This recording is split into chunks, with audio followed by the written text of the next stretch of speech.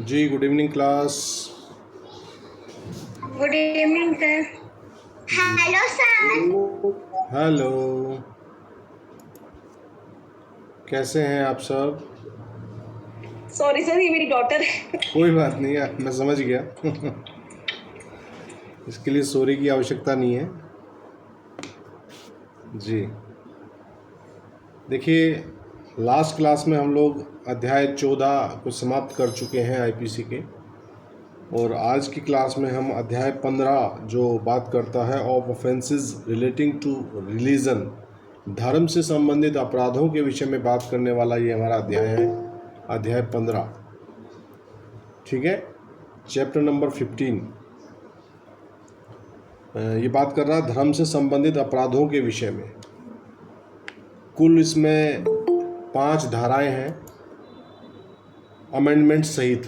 वैसे तो 4 ही हैं इसमें। 295 के अलावा 295A एक धारा जोड़ी गई थी आईपीसी में, उसको मिला के 5 धाराएं इस अध्याय में हैं। अदरवाइज अगर गिनती देखें तो केवल 4 ही बैठती हैं, और 295A को भी हम जोड़ें तो इसके समेत ये 5 धाराएं इस चैप्टर नंबर 15 में हैं। ठीक है,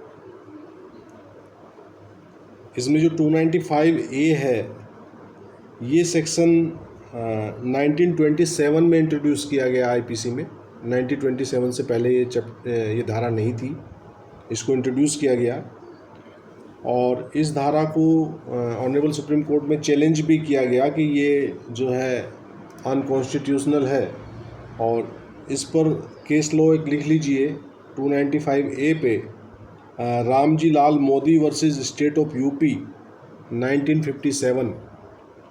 Ramji Lal Modi versus state of UP 1957।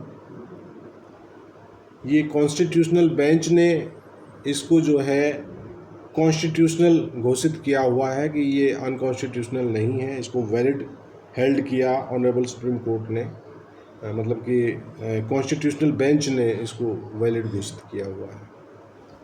तो देखते हैं कि क्या बात करता है अध्याय 15। मेरी आवाज़ सबको क्लियर आ रही है भाई? कोई दिक्कत तो नहीं है कुछ? जी, देखिए, धर्म जो शब्द है, रिलीजन जो शब्द है, इससे तो आप सभी भी वाकिफ़ हैं ही।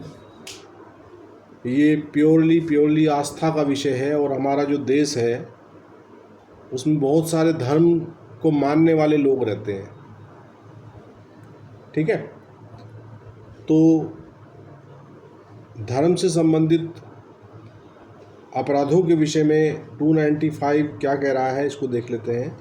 ये कह रहा है इंज्योरिंग और defiling place of worship with intent to insult the religion of any class. Whoever destroys, damages, or defiles any place of worship or any object held sacred by any class of persons with the intent of thereby insulting the religion of any class of persons, or with the knowledge that any class of persons is likely to consider such destruction, damage, or defilement as an insult to their religion, shall be punished with imprisonment of either description for a term which may extend to 2 years, or with fine, or with both। 295 ये कह रहा है कि किसी वर्ग के धर्म का अपमान करने के आशय से उपासना के स्थान को क्षति करना या अपवित्र करना। ठीक है, देखिए, सभी धार्मिक जो हमारे यहाँ ग्रुप्स हैं, जो धर्म को मानने वाले लोग हैं, सबके अपने अपने उपासना के स्थल भी हैं। जैसे सनातन को मानने वाले मंदिर, और मोहम्मडन को मानने वाले मस्जिद, क्रिश्चियन जो मानते हैं उनको चर्च, है ना, और सिख जो है वो गुरुद्वारा। हालांकि जो सिख है वो हिंदूज़ में से निकला हुआ ही एक अलग एक ग्रुप है, और एक तरह से उनको अलग हम लोग मानने लगे हैं। अदरवाइज जो है ये एक ही हिंदू और सिख में बहुत ज़्यादा डिफरेंसेस नहीं है, लेकिन फिर भी 4 प्रमुख धर्म हमारे यहाँ देश में माने गए हैं, हिंदू, मुस्लिम, सिख, ईसाई। ठीक है, इसके अलावा भी और बहुत सारे छोटे छोटे बौद्ध हैं, जैन हैं, है ना, बहुत सारे आपको धर्म देखने को यहाँ मिलेंगे।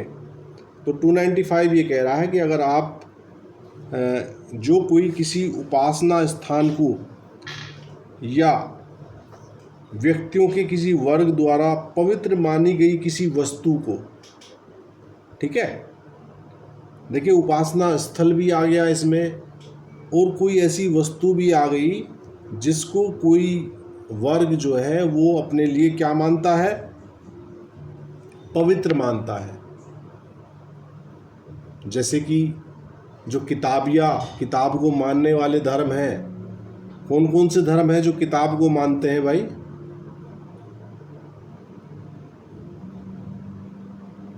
मुस्लिम, सिख, हिंदू, मुस्लिम हैं, सिख्स हैं, क्रिश्चियन हैं। एक्चुअली हिंदू किताबिया नहीं है,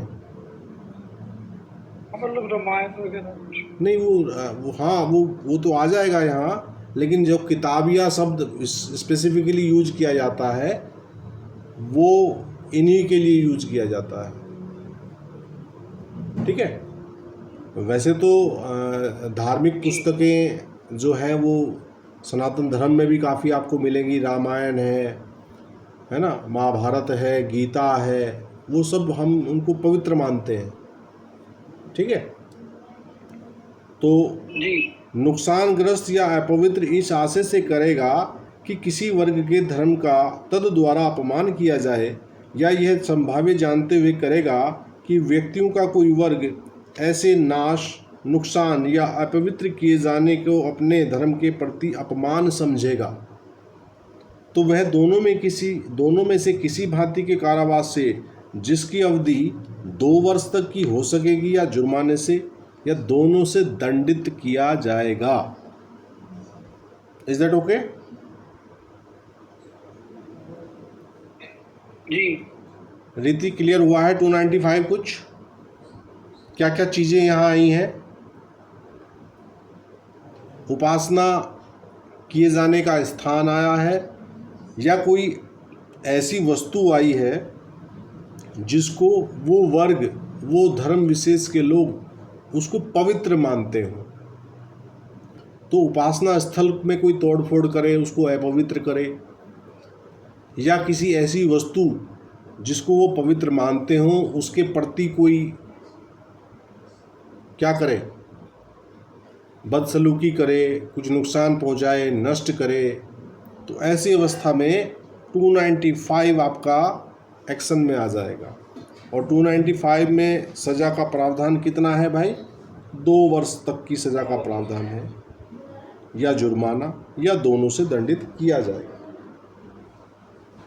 तो 295 को सीधा सीधा अर्थों में आप समझ गए होंगे। कल्पना, समझ आया 295? जी सर। जी।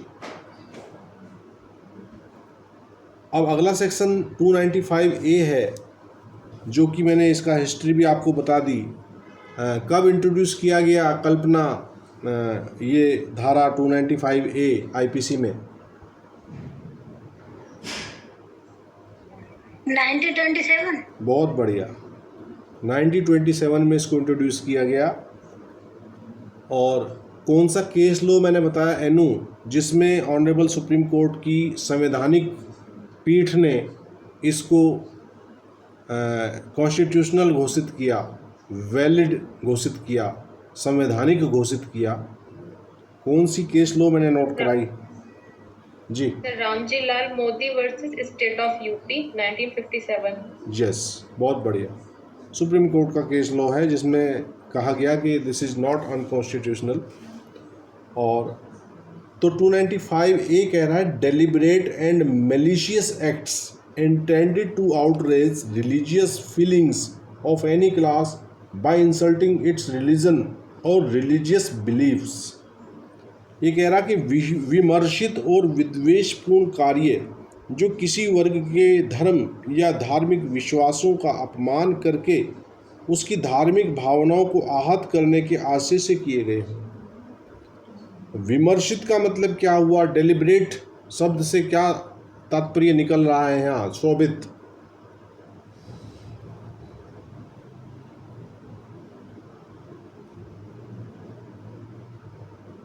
जी सर, रिपीट करें प्लीज। हाँ, मैं ये पूछ रहा हूँ कि यहाँ 295A हम लोग पढ़ रहे हैं, तो डेलिब्रेट एंड मैलिशियस एक्ट मतलब कि इससे क्या अर्थ निकल रहा है? डेलिब्रेट मीन्स मनमाने, अपने मन से, मतलब कुछ जानते बूझते हुए। हाँ, डेलिब्रेट का मतलब है कि आप मतलब एक योजना बना रहे हैं, विमर्श कर रहे हैं, विमर्शित कर रहे हैं और सब एक राय होगी, अच्छी एक तरह मतलब हाँ सोच सोच समझ के बिल्कुल कूल माइंड होके कोई प्लानिंग करना है ना, और उस प्लानिंग के अकॉर्डेंस में मैलिशियस एक्ट करना। ठीक है, और किस लिए करना? कि उस कार्य से, जो कार्य किया जा रहा है डेलिबरेटली और मैलिशियसली, उस कार्य से किसी वर्ग के धर्म या धार्मिक विश्वासों का अपमान करके उसकी धार्मिक भावनाओं को आहत करने के आशय से वो कृत्य किया जाए तो 295A एक्शन में आ जाता है। Is that okay? Amit, clear हो रहा है भाई? Yes sir. चलिए, बहुत बढ़िया। तो 295A का हिंदी वर्जन देखते हैं। ये कह रहा है कि जो कोई भारत के नागरिकों के किसी वर्ग की धार्मिक भावनाओं को आहत करने के विमर्शित और विद्वेषपूर्ण आशय से उस वर्ग के धर्म या धार्मिक विश्वासों का अपमान उच्चारित या लिखित शब्दों द्वारा या संकेतों द्वारा या दृश्य रूपों द्वारा या अन्यथा करेगा या करने का प्रयत्न करेगा, वह दोनों में से किसी भांति के कारावास से, जिसकी अवधि 3 वर्ष तक की हो सकेगी, या जुर्माने से या दोनों से दंडित किया जाएगा। ठीक है, देखिए अटेम्प्ट भी यहाँ बता दिया है इसमें। ये कह रहा है या करने का प्रयत्न करेगा।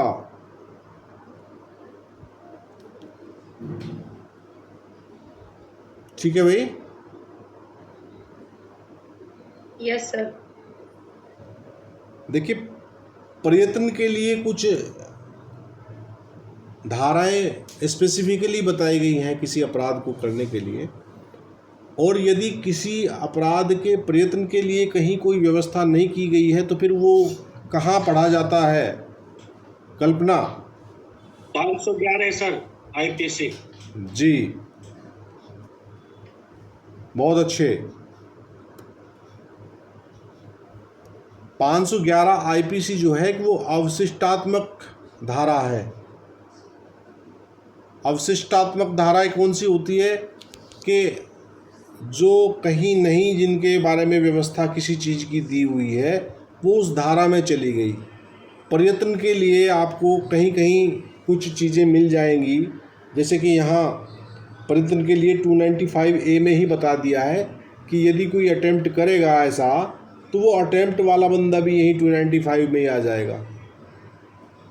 और यदि कोई व्यक्ति हत्या का प्रयत्न करेगा तो वो कहाँ आता है? कल्पना, किस धारा में प्रावधान है उसके लिए? 300। नहीं, 307 सर। मैं पूछ रहा हूँ कि हाँ तो प्रयत्न 307 है। हाँ, अटेम्प्ट जो है वो 307 में है।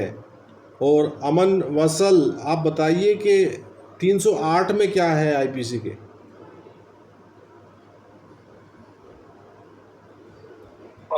308 कल्पेबल होमिसाइड तो नहीं है? Attempt to culpable homicide, attempt, मानव हत्या प्रयत्न। हाँ अटेम्प्ट टू कल्पेबल। हाँ, वो अटेम्प्ट है दोनों। और इसमें डिफरेंस जो है ना, इसमें डिफरेंस का बहुत टेक्निकल है। जैसे वही इसका मर्डर का डिफरेंस तो वही है जो 299 और 300 में हम पढ़ेंगे। वही, हाँ, डिफरेंस सेम ही 307 और 308 में भी है। बस वो आपराधिक मानव वध का प्रयत्न है और वहाँ हत्या का प्रयत्न है। ठीक है, तो यहाँ प्रयत्न 295A में प्रयत्न भी दंडनीय यही बना दिया गया है। और इसकी अवधि जो है सज़ा की वो 3 वर्ष तक की है, या जुर्माना या दोनों से दंडित किया जाएगा। तो जुर्माना कितना लगाया जाएगा कल्पना? जी सर, 3 वर्ष। जुर्माना पूछ रहा हूँ, सज़ा नहीं पूछ रहा हूँ, फाइन पूछ रहा हूँ।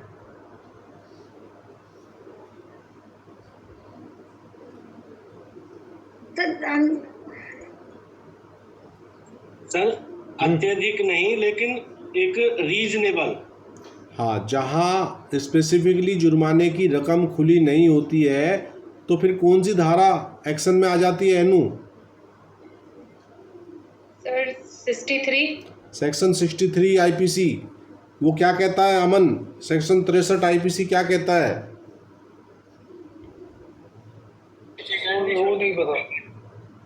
देखिए, सेक्शन 63 आईपीसी जुर्माने की रकम के बारे में बात कर रहा है। देखिए, आप कुछ धाराओं में हम पढ़ते हैं कि कुछ धाराओं में तो बता दिया जाता है कि 5,000 रुपये तक का जुर्माना, 2,000 रुपये तक का जुर्माना, है ना। वहाँ तो स्पेसिफिकली एक लिमिट बना दी गई है जुर्माने की। लेकिन जहाँ जैसे कि इस धारा में क्या लिखा हुआ है, ये सिर्फ लिखा हुआ है कि जिसकी अवधि 3 वर्ष तक की हो सकेगी या जुर्माने से या दोनों से दंडित किया जा सकेगा।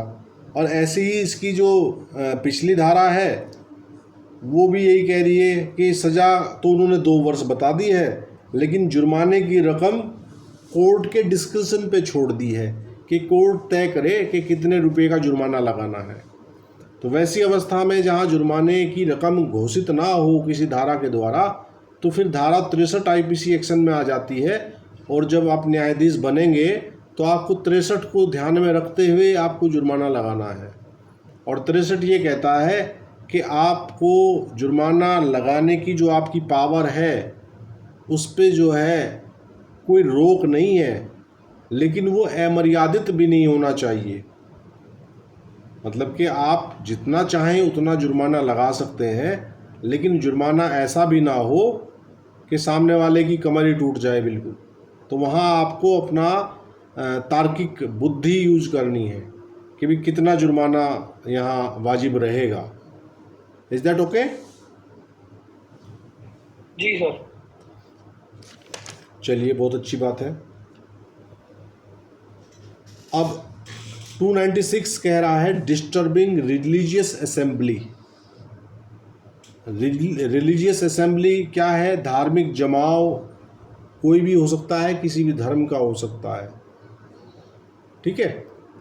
जैसे कि कोई प्रोग्राम चल रहा है, कहीं धार्मिक कोई कार्यक्रम चल रहा है और उसके संबंध में कोई असेंबली चल रही है, तो अगर उस असेंबली को कोई डिस्टर्ब करेगा तो 296 सेक्शन जो है वो एक्शन में आ जाएगा। ये कह रहा है whoever voluntarily causes disturbance to any assembly lawfully engaged in the performance of religious worship or religious ceremonies shall be punished with imprisonment of either description for a term which may extend to 1 year or with fine or with both. Is that okay? 296 कह रहा है कि जो कोई धार्मिक उपासना संस्कारों में वैध रूप से लगे हुए किसी जमाव को स्वेच्छा विघ्न कारित करेगा, वह दोनों में से किसी भांति के कारावास से जिसकी अवधि 1 वर्ष तक की हो सकेगी या जुर्माने से या दोनों से दंडित किया जाएगा। यहाँ भी सज़ा तो बता दी उन्होंने, इम्प्रिजनमेंट तो बता दिया कि 1 वर्ष तक का होगा, लेकिन जुर्माना यहाँ भी न्यायालय के डिस्क्रिप्शन पे छोड़ दिया है। Is that okay? और रिलीजियस असेंबली आप सब समझते ही हैं, हम धार्मिक उद्देश्यों से किसी स्थान पर इकट्ठा होके कोई सेरेमनी, कोई जमाव, है ना, कोई जुलूस, भाई जुलूस भी धार्मिक निकलते हैं ना, जैसे रामनवमी का जुलूस निकलता है ना, और जैसे आपका मुहर्रम के जुलूस निकलते हैं, तो वो भी सब धार्मिक क्रियाओं से जुड़ा हुआ मामला है। वहाँ भी अगर कोई ऐसे जुलूस को डिस्टर्ब करेगा तो 296 सेक्शन में जो है एक्शन में आ जाएगा। जैसे कि कोई धार्मिक समूह नमाज पढ़ रहा है कहीं, तो वहाँ भी वो असेंबली हो रखी है, उस असेंबली को डिस्टर्ब करेगा तो 296 एक्शन में आ जाएगा। कहीं जागरण हो रहा है सर, वो भी इसी में आएगा। बिल्कुल, वो भी एक धार्मिक असेंबली ही है ना। तो ये 296 कहना चाह रहा है, ये आपको समझ आ गया? एनु, कल्पना, फिरोज, अमित? Yes sir. जी, बहुत अच्छी बात है। अब अगला 297 आपका बहुत इंपॉर्टेंट सेक्शन है एग्ज़ाम के पॉइंट ऑफ व्यू से। एग्ज़ाम में इस सेक्शन से रिलेटेड प्रॉब्लम अक्सर मेंस में पूछी जा सकती है। तो 297 को आप मेंस के नज़रिए से देखें, और ये कह रहा है कि trespassing on burial places etcetera. ठीक है, ये एट्सेट्रा शब्द आया है, एट्सेट्रा शब्द हमने पीछे भी धारा में पढ़ के आए थे हम।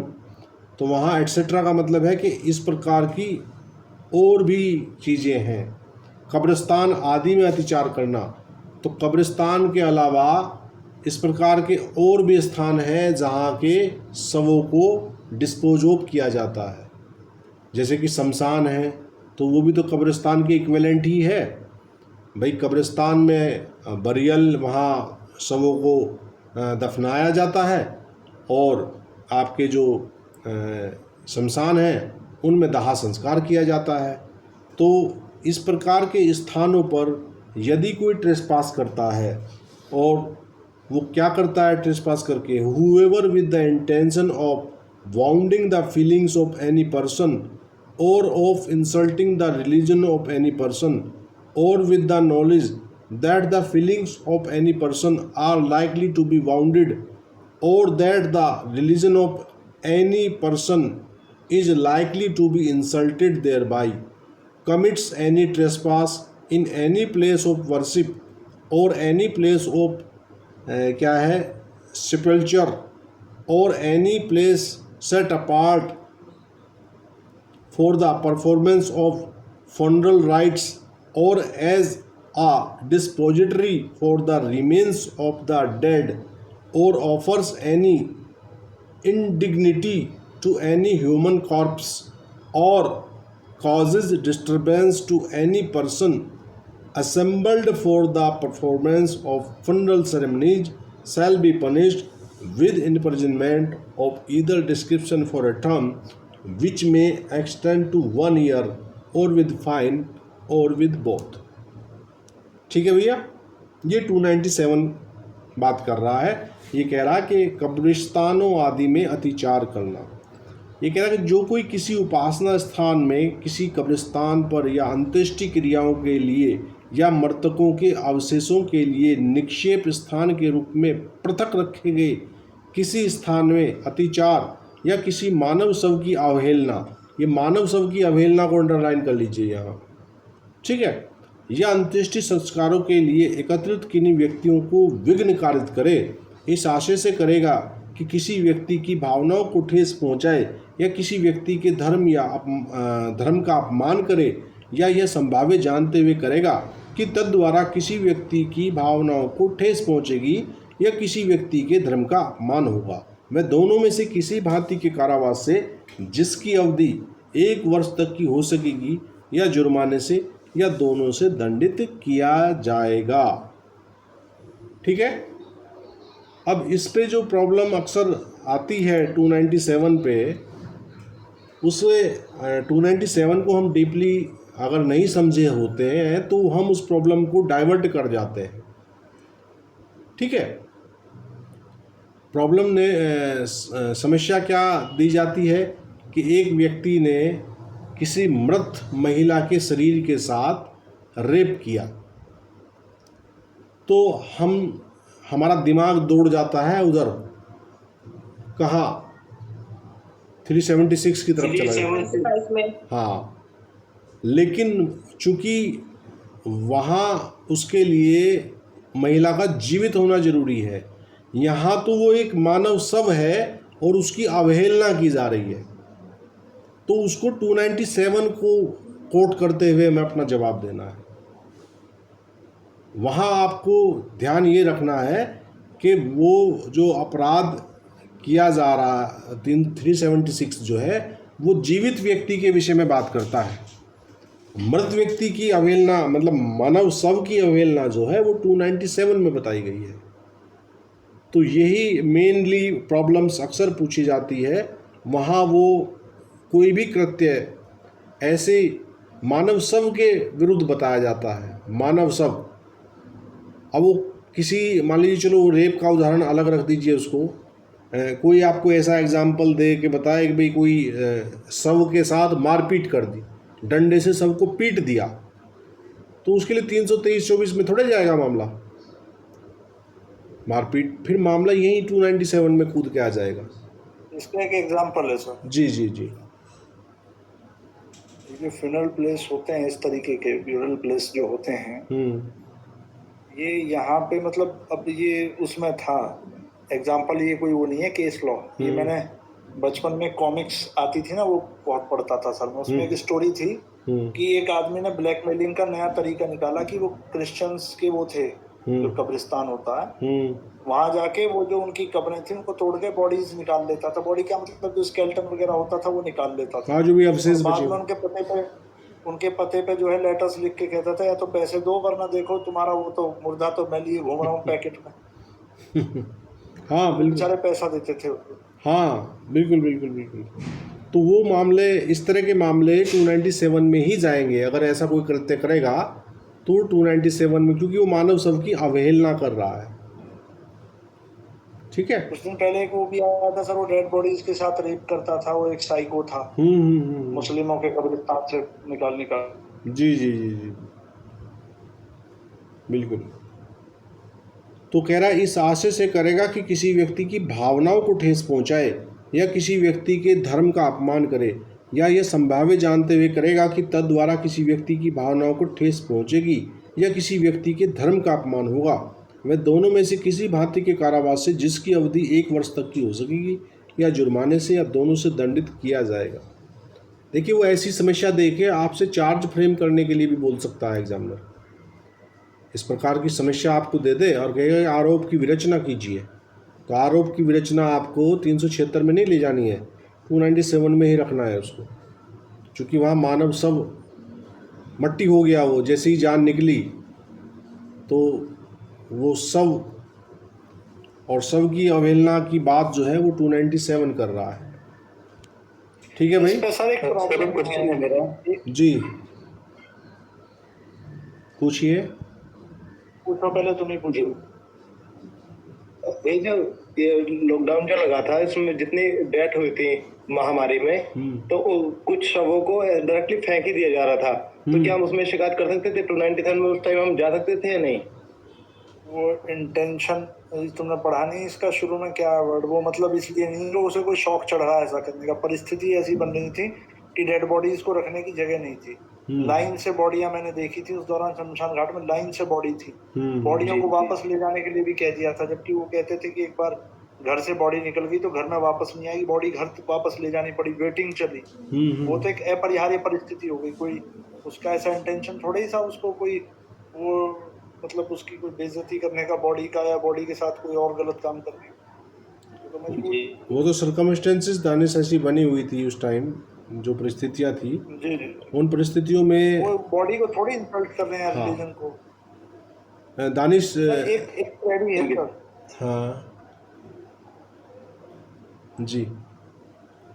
एक बहुत क्वेश्चन मैंने सुना भी है कई बार, हालांकि डिस्कस भी हुआ है सर, कि मान लीजिए एक आदमी है वो ऑलरेडी हार्ट अटैक से मरा हुआ पड़ा है कहीं पे, उसकी डेथ हो चुकी है, और मेरा इंटेंशन उसका मर्डर करने का है। मैं चाकू लेके गया, मैंने चाकू से उसे गोद दिया, ये ना जानते हुए कि भाई मतलब वो पहले ही मर चुका। तो ये क्या ऑफेंस हुआ सर? देखिए कायदे में तो 297 में आना चाहिए, क्योंकि वहाँ तो वो डेड बॉडी पड़ी हुई है। हाँ लेकिन इसमें इंसल्ट नहीं है सर कोई भी इस तरीके का, ब्यूरल प्लेस भी नहीं है और वो भी नहीं है। हाँ मान लीजिए उसके घर में है पड़ी है बॉडी, मतलब पड़ी क्या, मैं तो जिंदा समझ रहा हूँ। अब अटेम्प्ट टू मर्डर तो है नहीं, क्योंकि वो ऑलरेडी मरा हुआ है। पर्सन वो होना चाहिए, लिविंग पर्सन होना चाहिए, वो नहीं है वो। देखिए, अभी मैंने आपको अभी एग्जांपल के दौरान मैं बोल रहा था कि किसी की बॉडी की आप मारपीट कर दें, उसके साथ डंडे मार दें, मुक्का मार दें, चांटा मार दें, है ना, तो वो भी अवेलना में आ रहा है। और यहाँ अब आपका एक्चुअली वो ये भी तो नहीं जानता ना सर कि ये डेड बॉडी है। हाँ, उसके उसके पार्ट पे तो वो तो अपना कृत्य वही कर रहा है ना। अब ये कुछ सवाल ऐसे पेचीदा हैं, है ना, जैसे कि एक एग्जांपल हम ऐसा पढ़ते हैं कि एक व्यक्ति ने दूसरे व्यक्ति की जेब में हाथ इस आशय से डाला कि वो कुछ चुराए और वहाँ कुछ मिला नहीं उसको, तो वहाँ इसे क्या कहेंगे? क्या अटेम्प्ट टू थेफ्ट हुआ कि नहीं हुआ? हाँ, ये तो सर वो तो 511 में गया। है ना। चोरी का प्रयास तो हुआ ना सर। हाँ, लेकिन वो अगर ये कहे अब इसमें प्रॉब्लम ये आ रहा है ना कि 297 है सर, मेरा इंटेंशन तो उसकी हत्या करने का है। जो व्यक्ति इस तरह लेटा हुआ है जिसको मैं चाकुओं से गोद रहा हूँ, मेरा फुल इंटेंशन है उसकी हत्या करने का, वो ऑफेंस हो नहीं सकता है। और ये जो 297 है इसमें तो इंटेंशन, नॉलेज, आप देखें बार बार wounding the feelings, insulting the religion of any person, place of worship, place of spiritual, और ये place set of funeral rites और एज अ डिस्पोजिटरी। और ये डिपॉजिटरी भी मतलब ये उसमें है कि मान लीजिए बॉडीज को कहीं आप उसमें रख देते हैं, कई बार जो हॉस्पिटल्स में फ्रीजर्स वो लगाए होते हैं उसमें, वहाँ तक भी है, चलिए ठीक, हाँ, लेकिन घर को तो कवर ये भी नहीं कर रहा है। और डिपॉजिटरी का मतलब एक आप ये भी मान के चलें कि कुछ हमारे यहाँ कुछ ऐसे भी धर्म हैं कि जो मानव बॉडी को चील कौवों के लिए खुला छोड़ देते हैं। वो पारसी रख देते हैं सर अपने घर पे एंटीना की तरह टांग के। हाँ, बिल्कुल बिल्कुल। लेकिन यहाँ जो अत्याचार या किसी मानव शव की अवहेलना, देखिए ये जो मानव शव की अवहेलना है इसके लिए कोई पर्टिकुलर स्थान नहीं बताया यहाँ, ये या शब्द लिखा हुआ है बीच में। तो मानव शब्द की अवहेलना तो वो किसी भी स्थान पे हो सकती है, वो घर में भी हो सकती है, वो फ्यूनरल वाले स्थान पे भी हो सकती है, वो साथ में जब हम लोग मानव बॉडी को लेके जाते हैं डिस्पोज ऑफ करने के लिए राम नाम सत्य बोलते हुए, वो उस स्थान पे भी मानव शव की अवहेलना हो सकती है। तो मानव शव की अवहेलना को आप बिल्कुल यहाँ स्थान, उसका इंटेंशन और नॉलेज, उसको नॉलेज होना चाहिए कि ये आदमी मर चुका है। बिल्कुल बिल्कुल। उसका इंटेंशन है कि वो डेड बॉडी की वो उसको डिसरेस्पेक्ट कर, उसको इंसल्ट कर रहा है, बिल्कुल। लेकिन वहाँ तो उसको नॉलेज ही नहीं है। दूसरा है ना, मेरा मोटिव हत्या करने का उसमें। हाँ, तो कुछ एक मिनट हाँ, सर, ऐसा है अभी हमें लग रहा है कि 297 में ए, बी और सी 2-3 हमें और सब सेक्शन बना देने चाहिए। देखिए जिसमें कि कुछ सेक्सुअल असल्ट के लिए हो, मृत्यु के लिए हो, और नॉर्मली जो छेड़छाड़ के लिए हो। कुछ सवाल शोभित ऐसे भी होते हैं कि जो निरुत्तर होते हैं, उनका उत्तर ही नहीं होता कुछ। जैसे मुर्गी पहले आई कि अंडा पहले आया, है ना।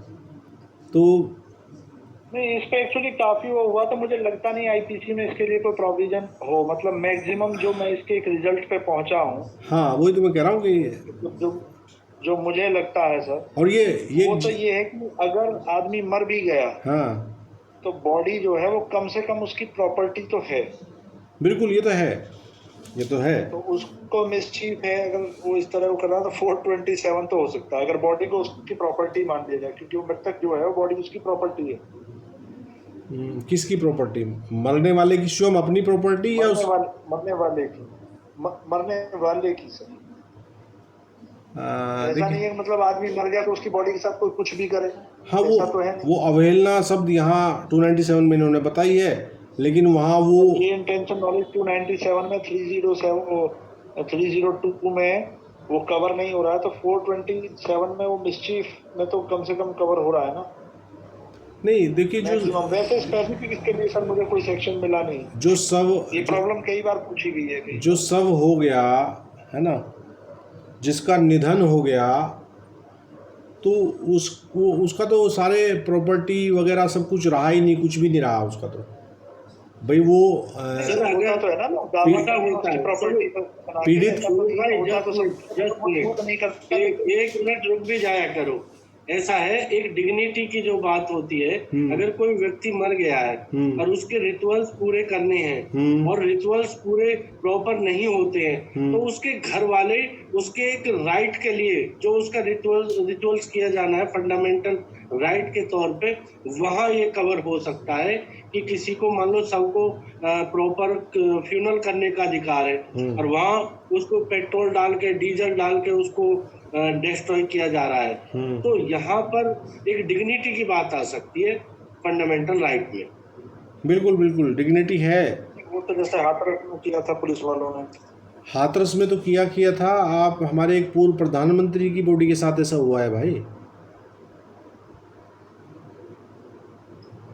अटल बिहारी वाजपेयी जी के साथ सर? ना अटल बिहारी वाजपेयी को तो बड़े मान सम्मान के साथ उनका तो अंतिम संस्कार बहुत ही हाईली हुआ था। एक बदकिस्मत प्रधानमंत्री रहे वाले वो खुशकिस्मत भी थे, श्री पीवी नरसिम्हा राव जी। राजीव गांधी की जब असामयिक मृत्यु हो गई तो पीवी नरसिम्हा राव जी का नाम आ गया पिक्चर में एज ए प्राइम मिनिस्टर। और एक्चुअली उन्होंने तो इलेक्शन लड़ने से भी मतलब जो राजनीति सक्रिय राजनीति से उन्होंने एक तरह से संन्यास डिक्लेयर कर दिया था, लेकिन राजीव गांधी जी की उसमें मृत्यु हो गई, जो एक बड़ा भयंकर आतंकवादी घटना थी हमारे देश की। तो उसके बाद पीवी नरसिम्हा राव जी पीएम बन गए और जो ये कांग्रेस परिवार है ये पता नहीं शौक की वजह से या जैसे भी ये राजनीति से थोड़ा सा कट गए थे, है ना। तो लेकिन होते होते जैसे ही उनका 5 साल का कार्यकाल पूरा हुआ तो ये सोनिया माता जी फिर पिक्चर में आ गई थी। तो इन्होंने तो उनकी बॉडी को जो आपका ये 24 अकबर रोड है कांग्रेस का जो मुख्यालय है, उस मुख्यालय पे भी इन्होंने एंट्री नहीं दी थी उनकी बॉडी को कि भाई पूर्व प्रधानमंत्री हैं, कांग्रेस के लीडर रहे हैं, संसदीय दल के नेता रहे हैं, प्रधानमंत्री रहे हैं 5 साल पूरा। तो उनका जो संस्कार हुआ था वो हैदराबाद से शायद वो बिलोंग करते थे, तो वहीं पे उनका संस्कार हुआ। तो उस संस्कार में ऐसा बताया गया है कि उनकी बॉडी पे जो है वो कुछ मौसम थोड़ा सा गड़बड़ाया तो डीजल वगैरह डालकर भी वहाँ कुछ उनकी बॉडी के साथ तिरस्कार किया गया, उन्हें जलाने के लिए, मतलब दाह संस्कार के लिए। तो ऐसी कुछ बात है। अब इसमें कितनी सच्चाई है ये तो, लेकिन मैंने इस बारे में कहीं पढ़ा है, ठीक है ना। तो बहरहाल मानव शव की अवहेलना से संबंधित कोई मामला आएगा तो आप मोटा मोटी उसको 297 में लेके आना है, उसको और कहीं धाराओं में ले जाने का। ये जो एक स्पेसिफिक एग्ज़ाम्पल शोभित ने दिया है, मतलब एक सवाल है ये, और सवाल जायज़ भी है अपनी जगह। ऐसा भी तो हो सकता है, मान लीजिए आप किसी व्यक्ति को एम करके आपने उस पर पिस्तौल तानी और पिस्तौल तानते ही वो हरते घात से उसकी मृत्यु हो जाए और उसके बावजूद आप उस पर गोली फायर करें तो फिर भी मामला पेचीदा हो जाएगा, क्योंकि तो आप मेरे इंटिमिडेशन से ही मरा ना, तो तब तो वो मेरे ही एक्ट की वजह से इंटिमिडेट होकर के उसको हार्ट अटैक आया, तब तो ये है। हाँ इंजरी तो उसके माइंड को हुई ना, हाँ, तभी हाँ। तो हुआ सब। तब तो मर गया, वो तो आ जाएगा। वो पहले ही इसका हैप्पी बर्थडे हो रखा, वो ऑलरेडी मरा हुआ है, वो अन्य कारणों से, प्राकृतिक कारणों से, है ना, या किसी ने उसको जहर दे के ऑलरेडी मार दिया और आप भी वहाँ चले गए अपना उससे रिवेंज लेने। हाँ, बहुत सर्कमस्टेंसेस आर डिफरेंट। तो चलिए, ये एक्चुअली आपका जो प्रश्न है इस पर हम भी अध्ययन करेंगे और क्लास मेंबर्स आप भी देखिएगा कहीं कुछ मिले तो, है ना। तो 297 हम लोग देख चुके और इसमें सज़ा का प्रावधान कितना है, ओनली 1 ईयर है और जुर्माना है या दोनों है। अब 298 इसकी लास्ट सेक्शन है चैप्टर 15 की। ये कह रहा है uttering words etcetera with deliberate intent to wound religious feelings of any person. धार्मिक भावनाओं को ठेस पहुंचाने के विमर्शित आशय से शब्द उच्चारित करना आदि। ये कह रहा है कि हू ever with the deliberate intention of wounding the religious feelings of any person, utters any word or makes any sound in the hearing of that person, or makes any gesture in the sight of that person, or places any object in the sight of that person, shall be punished with the imprisonment of either description for a term which may extend to 1 year, or with fine, or with both। 298 बात कर रहा है कि जो कोई किसी व्यक्ति की धार्मिक भावनाओं को ठेस पहुंचाने के विमर्शित आशय से उसकी श्रवण गोचरता में, श्रवण गोचरता का मतलब क्या है कि उसकी रेंज जहाँ तक उसको सुनाई पड़ सके, उसमें कोई शब्द उच्चारित करेगा या कोई ध्वनि करेगा, या उसकी दृष्टि गोचरता में। देखिए, श्रवण गोचरता और दृष्टि गोचरता दो शब्दावली यहाँ समझने लायक है। श्रवण गोचरता का मतलब है कि जहाँ तक उसको सुनाई पड़ सके, और श्रवण गोचरता का मतलब है कि जितनी दूरी से उसको दिखाई पड़ सके। ये कह रहा है कोई अंग विक्षेप करेगा या कोई वस्तु रखेगा, वह दोनों में से किसी भांति के कारावास से, जिसकी अवधि 1 वर्ष तक की हो सकेगी, या जुर्माने से, या दोनों से दंडित किया जाएगा। Is that clear? तो किसी को शब्द आदि से या कोई वस्तु ऐसी दिखा के जिससे कि उसकी भावनाएं ठेस पहुंच जाए, तो 298 जो है वो एक्शन में आ जाता है। अमित, क्लियर हुआ भाई 298? Yes sir. इसमें एग्जाम्पल ये है कि किसी, मान लो हमारे किसी टेम्पल या किसी देवी की मूर्ति है, उसके साथ कोई ऐसा व्यंग चित्र बना करके हाँ, प्रदर्शित करे, बिल्कुल, या कोई शब्दों से उच्चारण या कुछ शब्द ऐसे करे, कोई उनकी असम्मान व्यक्त करते हुए कोई शब्दावली यूज करे, ठीक है ना, तब 298 पिक्चर में आएगा। और 298 में जो सजा का प्रावधान नहीं था सर, एक पिक्चर में किसमें वो काली माता को सिगरेट पीते हुए दिखा रहा था, वो सब उस पर बवाल हुआ था। बिल्कुल बिल्कुल। तो यहाँ धार्मिक भावनाओं को ठेस पहुँचाने वाली बात आ जाती है।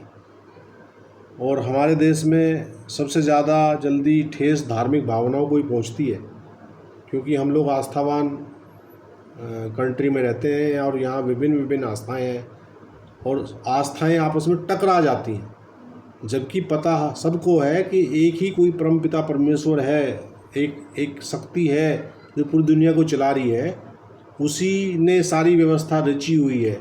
अब उसको हम अपने अपने तरीके से पूजते हैं, अपने अपने मार्ग से उसके पास जाने का प्रयत्न करते हैं, लेकिन समस्या कहाँ आती है कि जहाँ हमें अपना मार्ग तो सर्वश्रेष्ठ लगने लगता है और दूसरे का मार्ग दीनहीन लगता है, वहाँ क्लैशेस होते हैं। क्यों? Ultimately yes sir. ये तो आप मानोगे कि ये जो दुनिया चल रही है किसी कोई ना कोई शक्ति से चला रही है।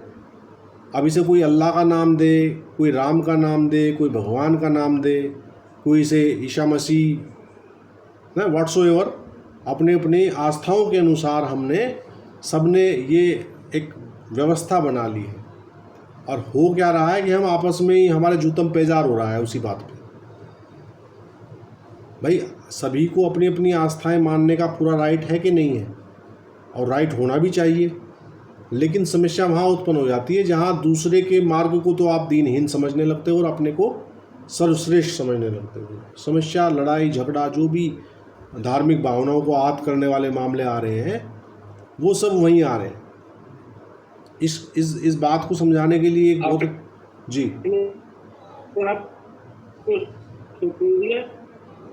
अपने आप को बेस्ट और दूसरे को कम, हाँ ये है बिल्कुल मोस्टली रिलीजन का, जो अपने आप को सुपीरियर, हाँ, बेस्ट और दूसरे को एकदम से कम और नीचा। इस बात के लिए एक एग्जाम्पल मैं अक्सर कोट करता हूँ।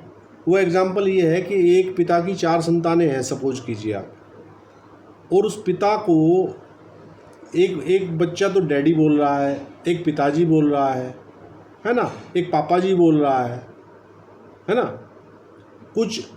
कुछ क्षेत्रों में हमारे यहाँ देसी जो हमारा एरिया है वहाँ पिता को चाचा कहने का भी प्रावधान है। खुद हमारे पिताजी अपने जो पिताजी को थे वो चाचा शब्द से संबोधित करते थे।